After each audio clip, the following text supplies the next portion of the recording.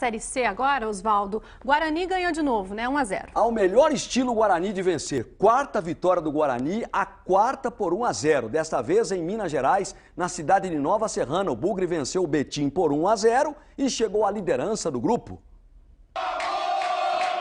No vestiário do Guarani, muita festa. E não é para menos. A equipe paulista está invicta no Brasileiro, é líder e não levou nenhum gol até agora.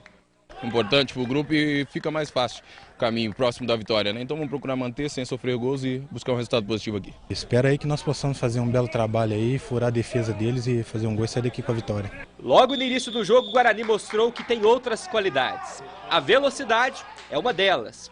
Nena recebeu na área e abriu o placar, mas não valeu. O Bandeira marcou impedimento. Depois foi a vez do time da casa assustar com Gedeon.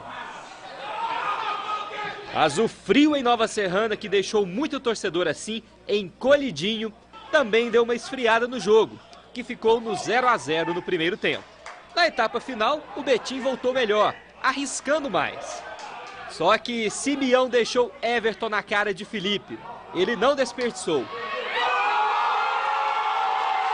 Gol que garantiu a quarta vitória do Guarani na Série C e deixou o Betim pertinho da zona de rebaixamento. No Guarani, tudo anda muito bem e cada vez a equipe paulista está mais perto da próxima fase da Série C. A gente está fazendo de tudo, dedicando, para que em degrau em degrau a gente possa conquistar aí o nosso objetivo maior, que é o acesso.